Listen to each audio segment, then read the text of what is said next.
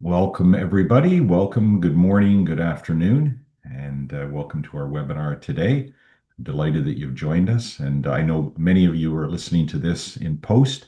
And again, I hope you enjoy the program that we've got on tap for today. I'll welcome a number of current students in the CPIA program. I'll talk about that in a minute, but I'll welcome those folks that have joined us from the first cohort, January to June, and now the ones that are in the current program, July to December. Welcome to everybody. And to those that have already signed up for January of 2026, welcome. And those that are in the inquiry stage, welcome. And others that have joined us as well to this particular program. So this is being recorded. And as I mentioned, we will send it out to everybody after. You'll be able to watch it, rewatch it, etc. If you've got any questions, please throw that in the Q&A. And again, we'll be delighted to entertain questions at the end of this, as far as the panel will be. So welcome to everybody. And again, please allow me first to do our land acknowledgement, which is very, very important. And I'd like to begin by acknowledging the Indigenous people of all the lands that we're on today. While we meet today on a virtual platform, I'd like to take a moment to acknowledge the importance of lands which we call home. We do this to reaffirm our commitment and responsibility in improving relationships between nations and to improving our own understanding of local Indigenous peoples and cultures. From coast to coast to coast, we acknowledge the ancestral and unceded territory of all the Inuit, Métis, and First Nations people that call this land home. Please join me in a moment of reflection to acknowledge the effect of residential schools and colonialism on Indigenous families and communities, and to consider how we are and can each, in our own way, try to move forward in a spirit of reconciliation and collaboration. And this was provided to me by one of our current students, Denise Pothier, who's part of the Canadian Council for Indigenous Business. She is the Chief Operating Officer. So welcome to everybody. Welcome to our program today. I'm delighted to introduce the Certificate in Professional Impact Analysis series. This is part of a program that we're currently running. I mentioned that as far as our students that we've got in, but we've held a number of these. And in fact, this is the fourth in our series of special impact analysis webinars. And in this one particular case, we're delighted to have our guest join us. And I'll talk about that in a minute, but this is on how government measures policy impact. Real examples from climate and environmental policy. So very topical, very relevant, and very exciting as well. So to talk about very quickly the Certificate in Professional Impact Analysis, CPIA, it is the only program that measures good. And you probably have your own understanding or interpretation of good. Our panel will talk more about that. But our mission here is very simple. Enable leaders like yourself to measure good very simply so they can do more good. The more you can measure, the more you can understand, and the more you can obviously move forward. So why is it important to measure impact? Well, it brings organizations to the forefront of measuring, and this idea of measuring good, and they can truly, be responsive to prospective holders. When it comes to stakeholders or prospective holders, as we call them, customers, could be employees, suppliers, shareholders, government, influencers, community, whatever it might be. And increasingly, we're seeing a greater demand for measure of impact. And that's very important, but done in a way that is very methodical, and of course, very disciplined. And if you think of it, again, just as a very simple setup before I introduce our guests, we do financial accounting and management, and that's very tried and true. And this is really to comply and for better reporting, but it's also to make better decisions. And that's no different when it comes to this idea of measuring impact. We want to set the same kind of rigor and discipline and evidence-based decision making. And that really is what the program's about, teaching you to do that. But we're delighted to have our guest with us who will talk more about the actual application of that. The program is a 6-month program. It's over 3 different modules. They're all online and recorded modules. Each of the modules is 4 weeks, 4 lectures. There's mini assignments. There's a capstone, a live capstone at the end of it, again, virtual but live. And it really is an opportunity to understand tools, techniques, templates, examples, cases, and work with colleagues and, of course, with our significant faculty who's been involved in setting this program up.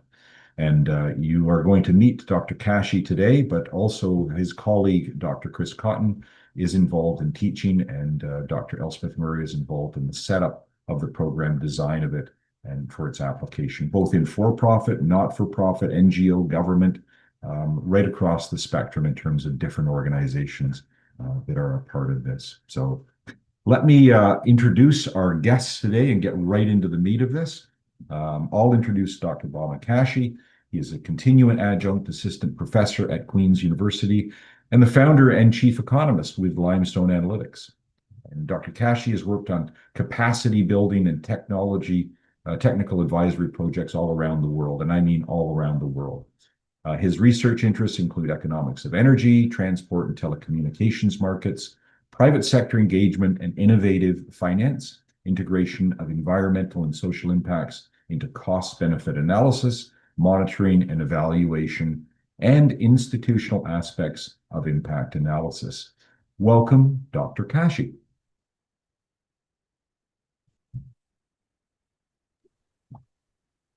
Thank you, Glenn. You're always super kind with the introductions. I hope you can hear me. Excellent.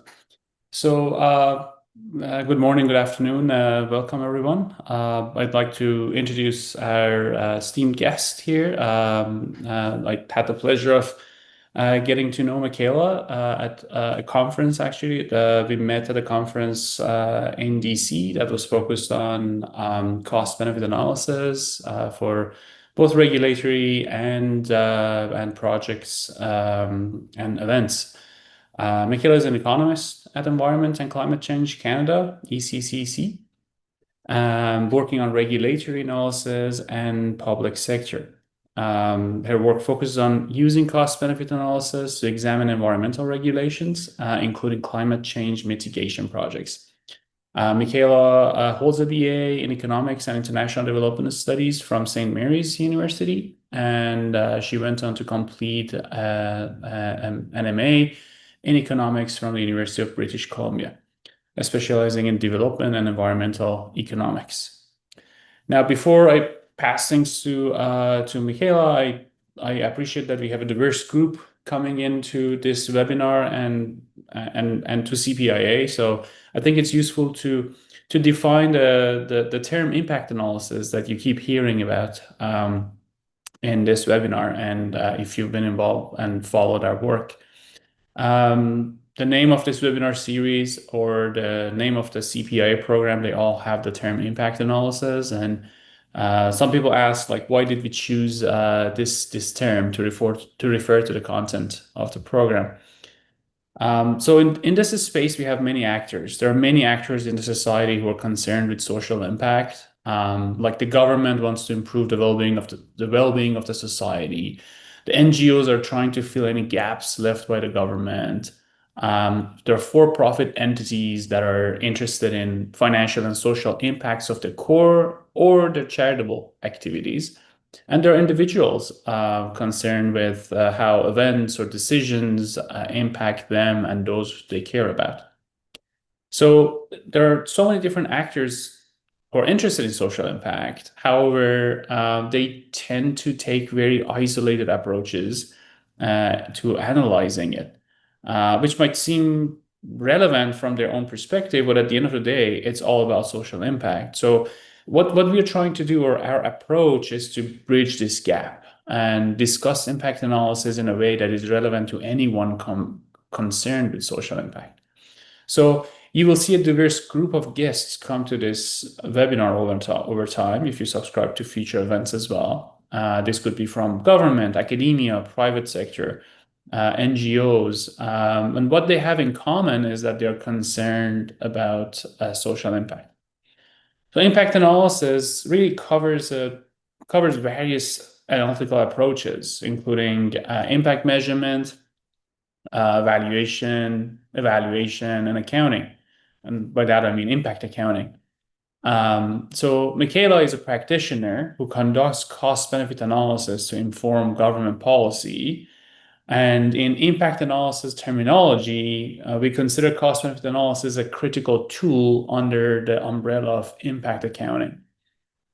I also like to acknowledge that this is not being an official presentation by Environment Climate Change Canada, and that no information will be disclosed about upcoming policies or decisions. So if by any chance you're here for that, I have to break this bad news, and we won't be discussing anything that would be considered confidential from the government's perspective.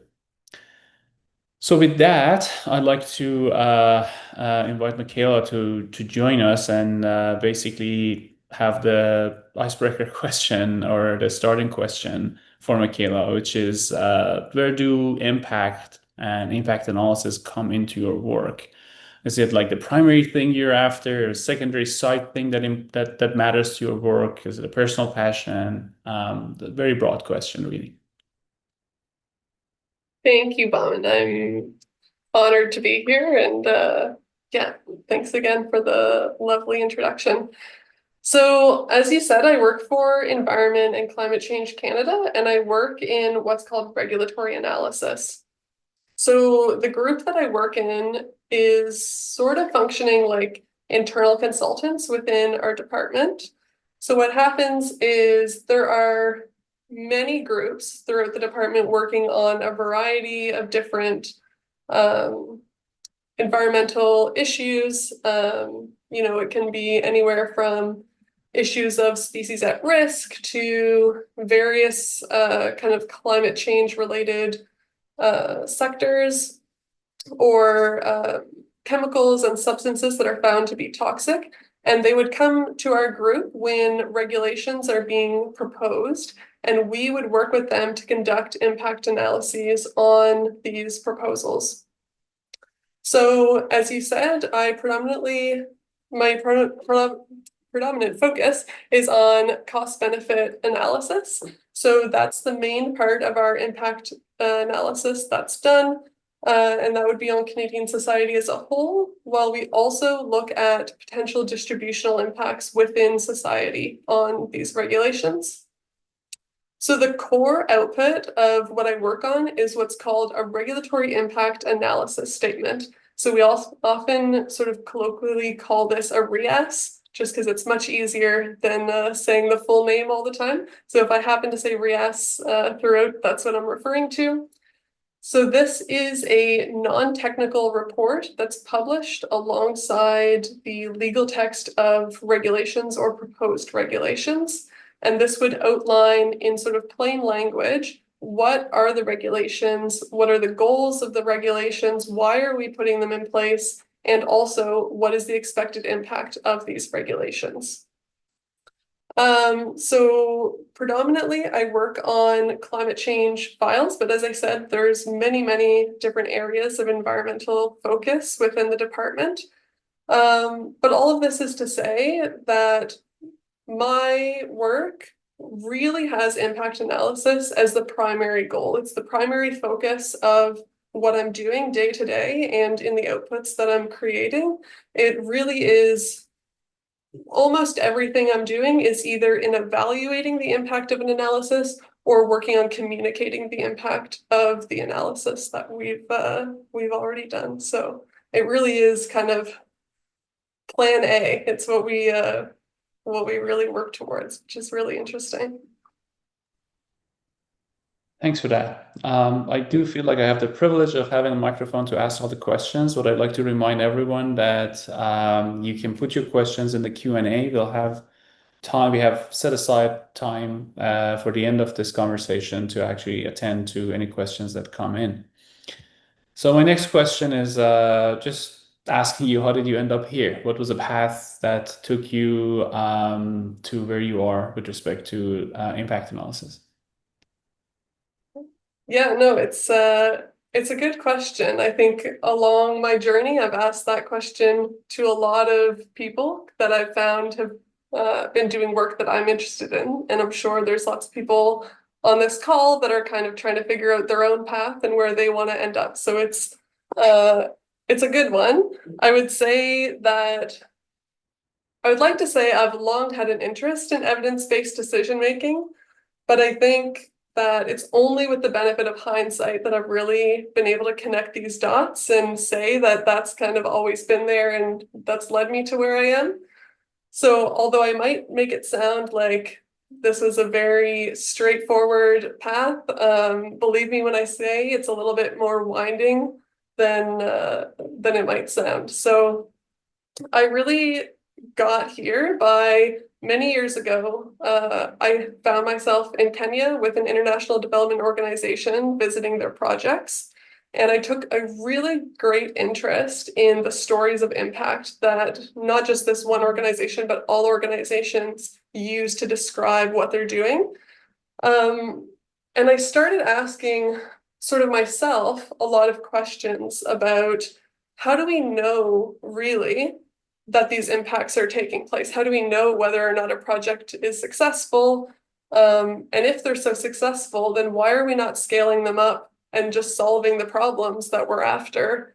In addition to that, I was wondering a lot about unintended consequences and some things that we really just don't know about, or unquantifiable impacts, and the real versus sort of perceived successes and failures between those who are implementing the projects and those who are there to benefit from them.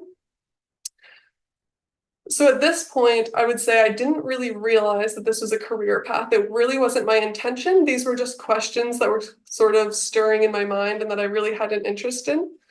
But I went on to study for a number of years and was lucky to come across a professor who gave me some really good advice.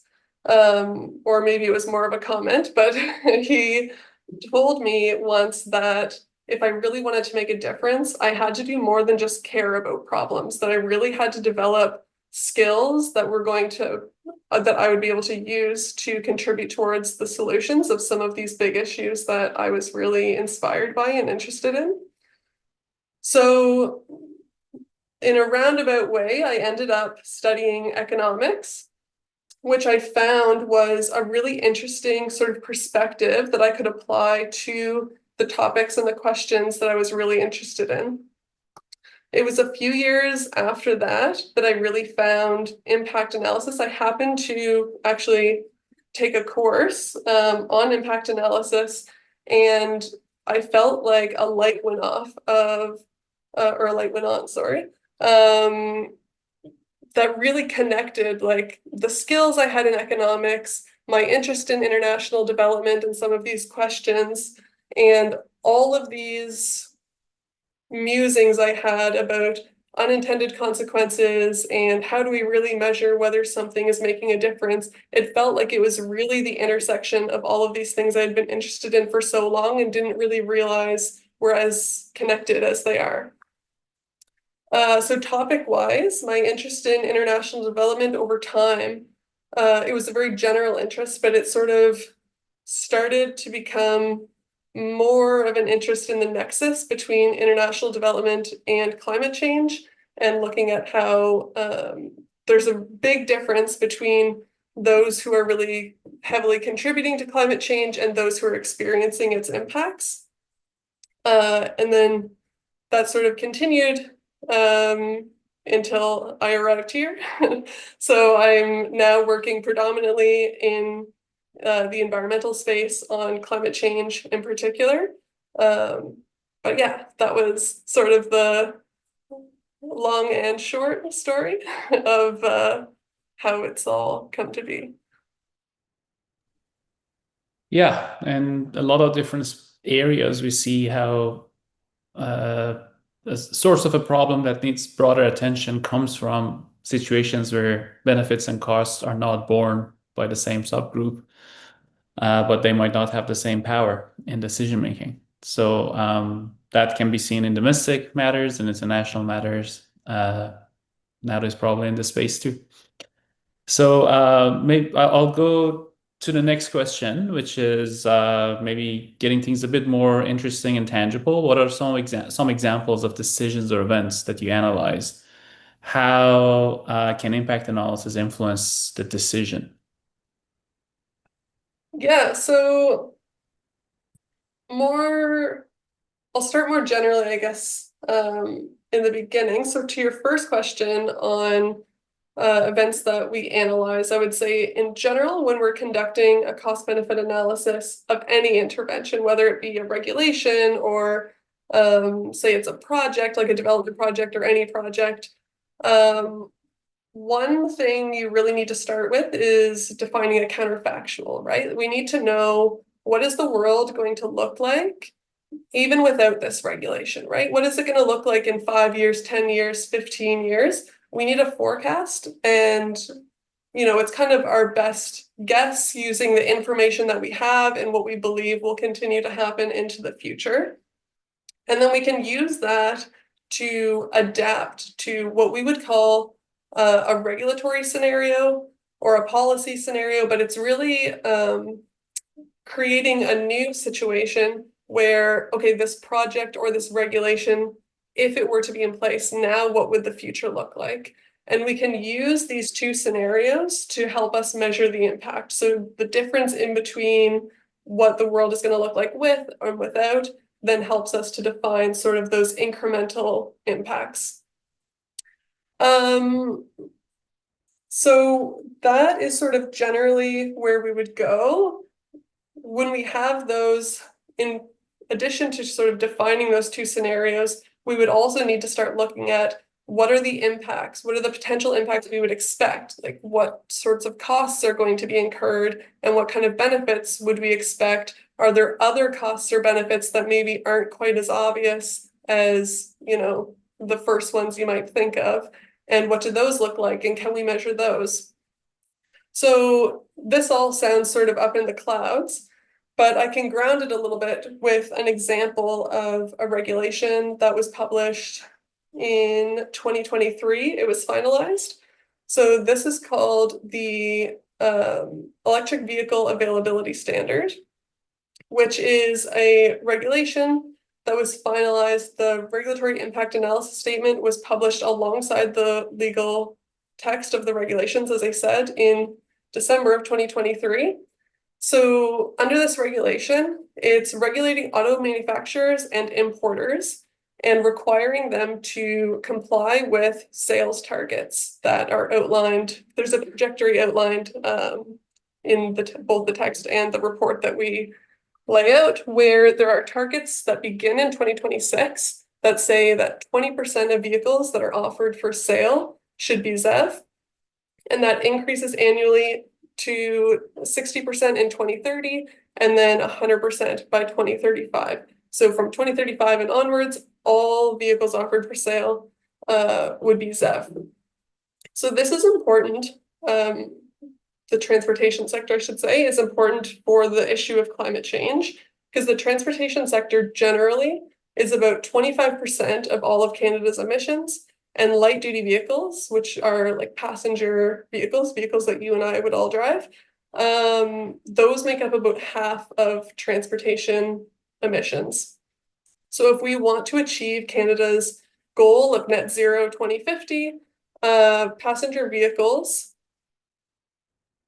yes, thank you, Bahman. ZEV is zero emission vehicles. The government does have a habit of using a lot of acronyms, so hopefully I'll try to keep those to a minimum. But if I say ZEV, zero emission vehicles. Yeah, so if we want to reach our goal of net zero in 2050, passenger vehicles are something that would need to be addressed, their emissions.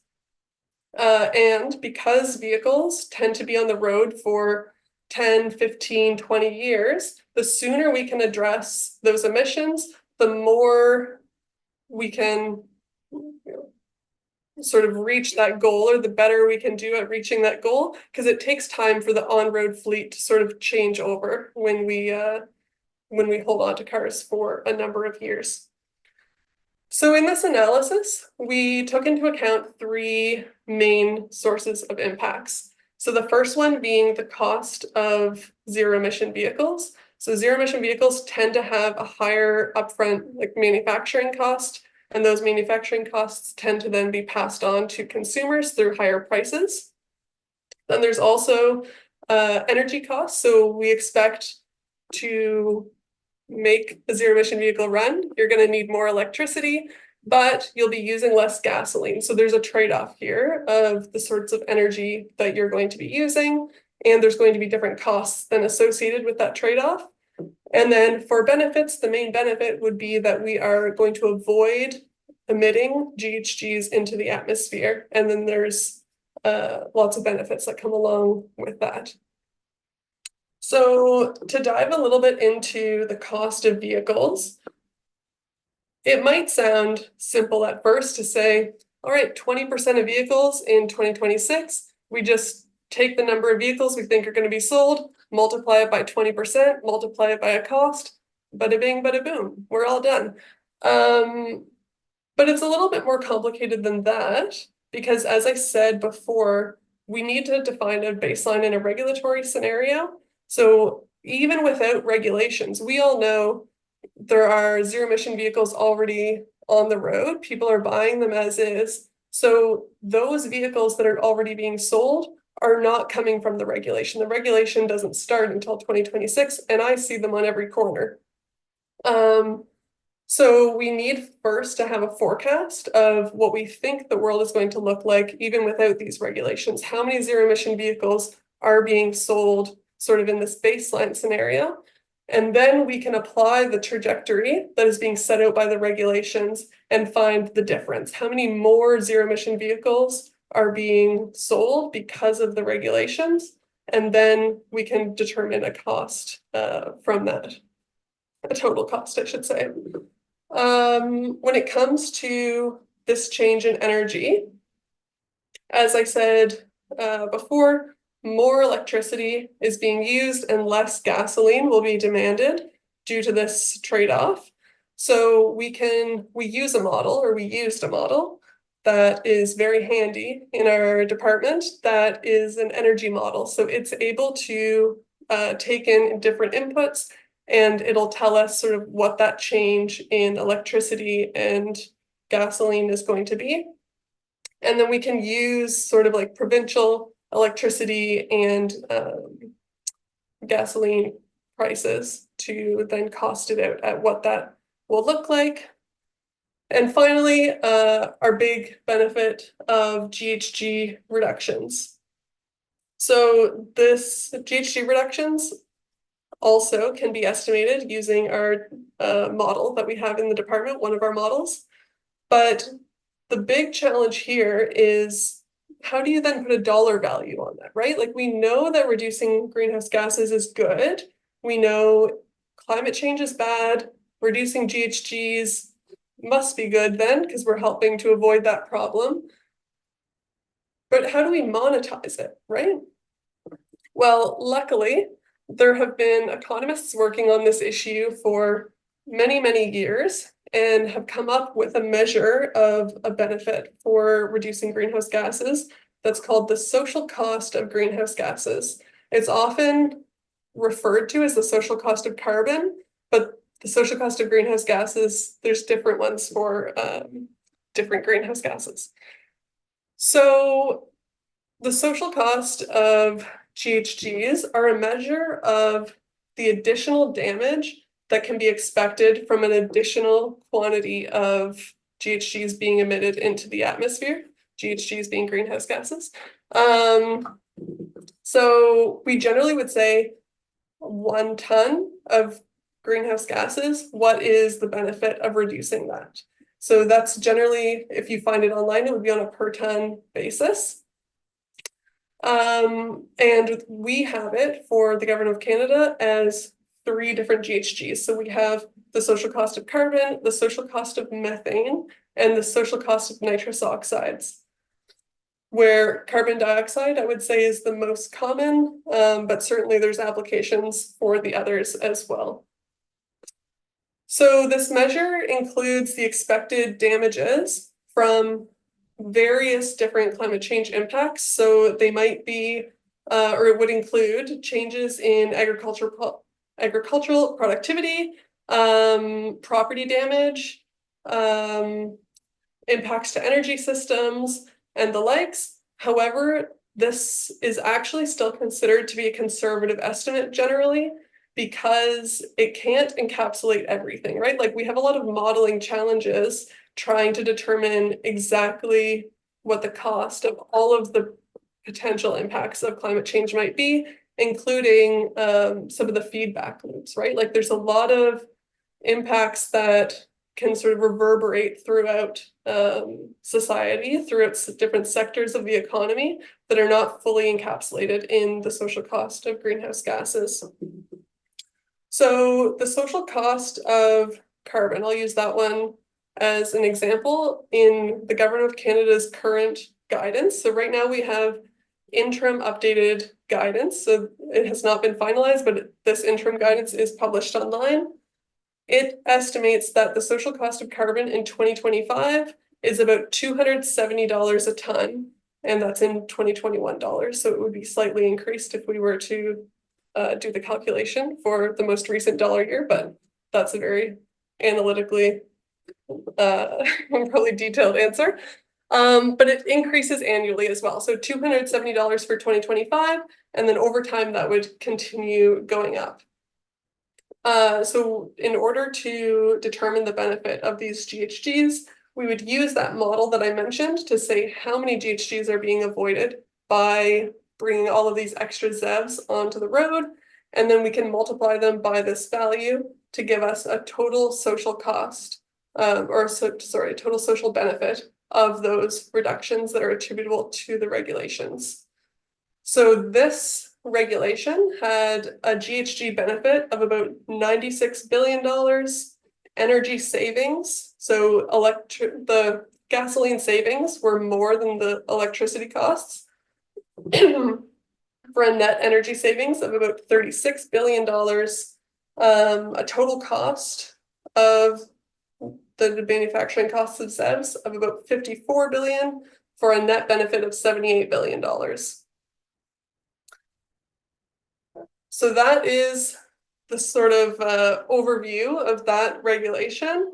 And Bahman, in terms of your question about how does my work have an influence on sort of like the regulatory process and everything like that, these reports that we work on, the regulatory impact analysis statements, are actually part of a package that goes to decision makers. So they would see this analysis when they're going to make a decision on whether or not to pursue any particular regulatory instrument. So they would have the information in front of them when they're making the decision. This is to support evidence-based decision making. I am not in the room when these decisions are made, so I can't tell you how much they discuss it or anything like that. I have no idea, but it is part of that package. So it is provided to them in order to make that decision. And then it's also, as I said before, made available online for anyone to read. So the public can access it and take a look, as well as the industry, maybe that's being regulated, can take a look and comment on it. And I guess that's another good point just to quickly add is all of our impact statements are published twice.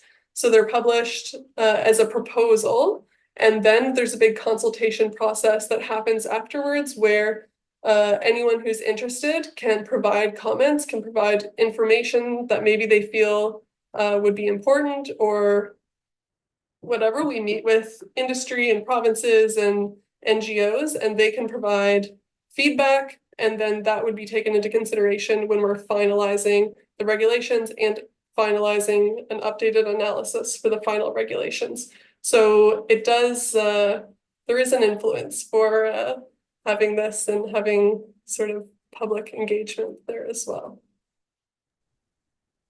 Thanks for that. So I would acknowledge that 2 questions have been received so far, and I will share those after the main questions are done. We'll have a dedicated time for that. Thanks for that, and please keep the questions coming. The next question I have is, what are some of the challenges that limit impact analysis or its influence in your area of work? Yeah, I mean, I think anytime you're working on an analysis, there can be a number of challenges that you face. One of them can be in terms of timing. The government or governments generally, I would say, are facing increased pressure to move quickly to get things done, especially things that are maybe deemed to be urgent for whatever reason. Another one would be, I would say, a lack of information.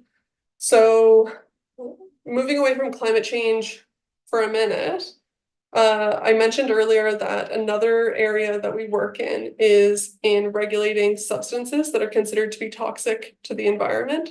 And here there really is a difficulty in having the information that we need at times, not for every substance, but certainly for some of them. So a lot of the time, some of these substances are found to be toxic, but before they're found to be toxic, there hasn't really been a need to ever track them, to know how much is being used and what it's being used in, neither by the government nor by private industry. Like sometimes there's not really much information out there at all, which does make it really difficult then to try to determine what it's going to cost or the magnitude of a benefit from getting rid of this. I mean, not always getting rid of it. It could be a prohibition, but it also could be a limit of these substances. So that's one part of the problem. Another part, particularly with these substances, is that there's not always a lot of information either on what the benefit is monetarily. So we might know, yes, this is good for the environment. It's clearly toxic, so getting rid of it is good. Maybe it pollutes the soil, maybe it pollutes waterways. It might have negative effects on wildlife and the ecosystems that they live in. Like there could be very substantial knowledge about the fact that it's good to limit or prohibit or whatever, to regulate in whatever way these substances, but then we may not have information on what that looks like with a dollar value on it. So this can be a real challenge. And bringing it back to the climate change side of things, when I was telling you about the social cost of greenhouse gases, that's another one that we don't have full information on, right? Like I mentioned that we aren't able to include every impact into those values, but there's also a bit of disagreement maybe among economists about what the social cost of greenhouse gases should be. So they are sensitive to the inputs that you put into them. So what discount rate you decide to use in the calculation, for example, populations that you include, or the different factors, the different impacts that you're looking at can really change what those values are. And you can find different reports that say that the social cost of carbon might be anywhere from $50 or even less to $400 or more than that. So trying to kind of figure out the best social cost as well can be challenging when working in the climate change space. And maybe a last one that I'll quickly note, I don't want to run too far over on time, but problems of attribution working in impact analysis can be really challenging sometimes, where we need to say, or we need to try to determine how many, say, megatons or tons of greenhouse gases are being reduced because of one regulation, right? And we don't want to double count those emission reductions. We don't want to say that two different regulations are both reducing the same ton, because then we're sort of falsely saying how many emissions are truly actually being reduced. So understanding attribution is very important. So we want to say, if this regulation is reducing this amount of megatons of GHGs, then we really want to keep that separate from another regulation and want to say that a regulation that comes in the future will be incrementally reducing emissions on top of that first one. So in the space of zero emission vehicles, when we did that regulation, we actually ended up doing a secondary analysis within that regulatory impact analysis statement, because Canada has a history of aligning with greenhouse gas standards that are done in the United States by the EPA, and they would also then be adopted in Canada for many, many years. And there was a bit of, we were finalizing our zero emission vehicle regulations at the same time that the US was proposing to come out with new greenhouse gas standard emissions, and trying to determine what would be attributable to zero emission vehicles versus what would be attributable to a potential future alignment with these greenhouse gas emission regulations was very important to us, to make sure that we're not over attributing emission reductions to either one of those potential regulations. So it is, it can be challenging, but it can also be kind of fun to try and solve these issues. Thanks for that. My final question is, where do you see the future of impact analysis in your area of work? Yeah, so in government and in my work specifically, where I work in regulatory analysis, I would say I don't see it going anywhere. Like, I think we are going to stick with conducting regulatory analysis. It's been around for years. We're regulated by something called the Cabinet Directive on Regulations that requires us to do cost-benefit analyses on our regulations. So in that sense, I think we're sort of here to stay. We're going to continue doing them.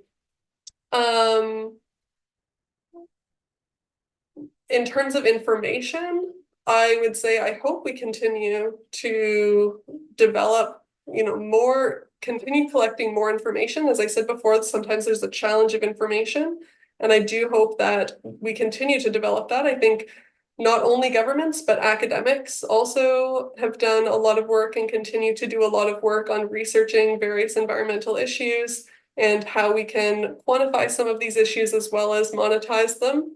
So in that sense, I think we'll continue having better information and better methods to put into our analyses and to make them better, to make them more rigorous, to make them, reflect Canadian society better and to have them really resonate.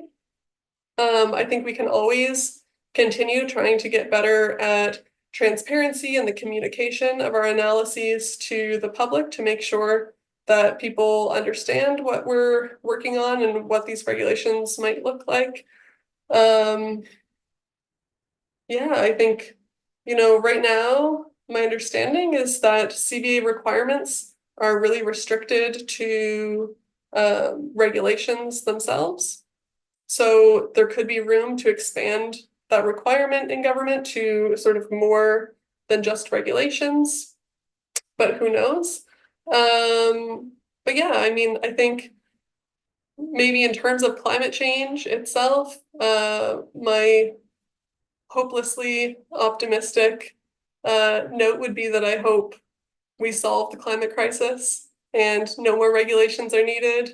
But I think there's a long way to go before we get to that point. So I think there'll be a future for a while working in climate change and continuing to work on analyzing impacts and trying to reduce emissions. Thanks for that, Mikaela.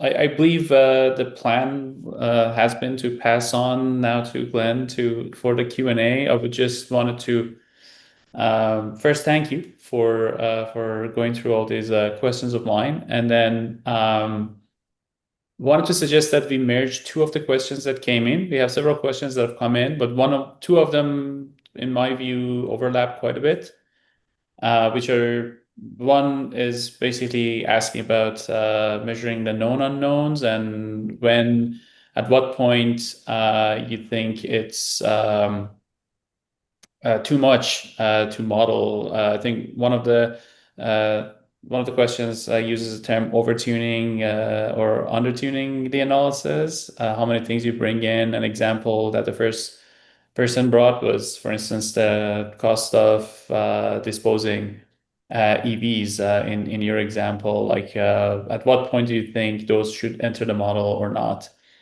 I think that would basically be a consolidation of two of the questions before we move to the next ones. Yeah, so in terms of like tuning the model, we are very lucky to have some groups that are specifically working on their own model. So there's a group, we have a couple different departmental models, and there's groups that are working individually on them, and that's sort of their focus, is to make sure that the models stay updated, that they're like keeping up with any evolving research and whatnot. In terms of trying to figure out what to include in an analysis, it's a very good question. There are, like a number of impacts that you can continue to break down, but sometimes, we can't always quantify or monetize all of them.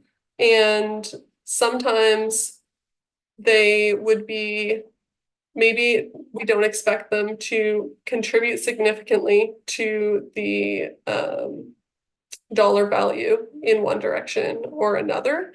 So oftentimes, maybe what we'll do is address some things qualitatively.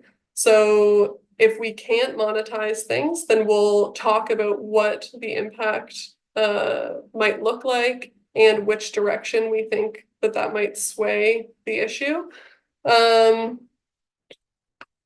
So we did this under ZEVs. There were a number of impacts that were addressed qualitatively. For example, one thing that was not taken into consideration in the model was upstream impacts. So for the generation of electricity, and also for the production of gasoline. So although we looked at the change in demand, we did not look at what that looked like from an actual upstream perspective and what the changes in emissions might have been there. However, we were able to address this qualitatively and then say what we thought the outcome of that might be. And like, these are limitations of the analysis. There's no analysis that can be entirely perfect and address every single thing, just due to like time constraints, information constraints. And yeah, so we do try to address as much as we can, and then whatever we're limited by, we tend to do qualitatively. Thanks for that. I would add to that answer my own perspective here. I think this question comes up with every decision. Like, every time you are making a decision, whether as an individual or the government or any organization, you are making that decision given a set of knowns and unknowns, and especially decisions that concern future. Every decision kind of concerns the future. There's things that you know, and there are things that you don't know. So the goal is to make the decision using the best information you have, and the size of the unknowns, as long as you list those unknowns and you sit around the table, you can look at those unknowns with other actors, other perspectives, and ask this question: are these likely large enough to change the ultimate decision or not? And if the answer is no, then you can be very certain about your decision. But if there are people in the room who believe that those could be large enough to change the ultimate decision, then that can be identified as a knowledge gap. And then you can justify spending more resources on bridging those knowledge gaps by conducting studies, et cetera, et cetera. So it's like a live thing, and we are always challenged with decision-making under uncertainty. And the question is, like, what are the knowledge gaps that we target first? And at the end of the day, you can't throw your hands up and say, I'm not going to make a decision, because ultimately you have to it's not easy, and sometimes you have to make a decision. And it comes down to like which school I send my son to, all the way to do we set a target for EVs or not? Now, I'll pass it to Glenn for the rest of the questions as we see coming in. Sure. Thank you for that. And again, if there are any other questions, I'll leave my email at the end of this session. And if we didn't get to your question, you've got a question that's lingering, please send it to me, and I'll make sure that both Mikaela and Bahman get that question. I mean, it still looks like if I look at the Q&A, Bahman, it looks like we've got one regarding, something that's very topical and in the news, this idea of some of the car manufacturers. And specifically, could you let us know about the impact analysis regarding automakers like Ford, GM, Stellantis that have lobbied to scrap the mandate, warning it could cripple their operations and lead to job losses? And also, the electrical grid must be upgraded significantly to handle the increased load. So, do your analysis, do those policies obviously look at that and weigh into some of the decision making that's going on outside of sort of your world of control, Mikaela? Yeah, so maybe I'll answer the second part first. So on the electrical grid needing to be updated, this did come into our analysis a little bit in terms of looking at what that increased load would be on the electrical grid. And it actually, I don't unfortunately have the analysis right in front of me right now, but it was not as big as you would expect it to be, the increased load. Part of this is due to the fact that we were expecting EVs to exist in the baseline scenario. They would continue to be sold, not quite to 100%, I don't believe, but they were still already there, which already was increasing the load that was considered to be necessary in a baseline scenario. But adding on that trajectory into the regulatory scenario wasn't actually as much of an increase as maybe one would expect. So that is part of it. In terms of the automakers, we do not do analysis on individual companies. So our cost-benefit analyses are conducted at a much larger scale on like a Canadian society level. So any individual impact or any individual company and the impact they might have is not part of what is included. However,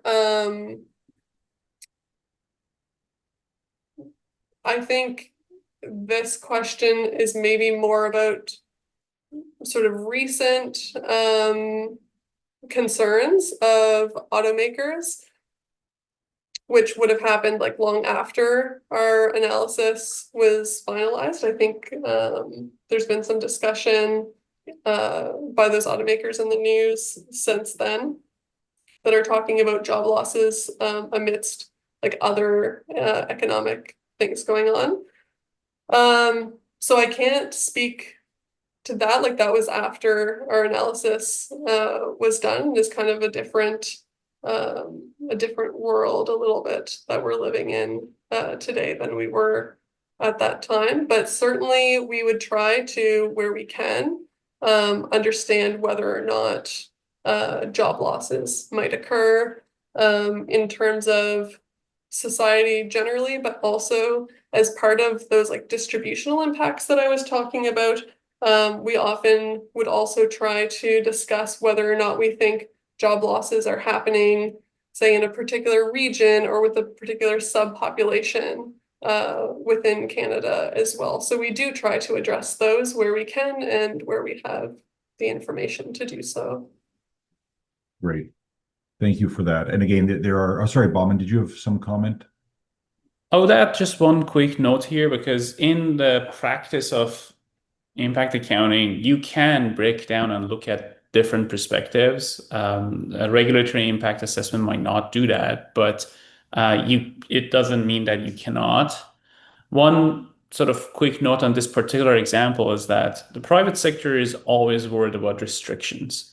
So in reality, like who knows, maybe demand for electric cars will go up and they might be selling way more than the targets that were discussed, but they just don't want to be in a situation where their decision is constrained by some regulation.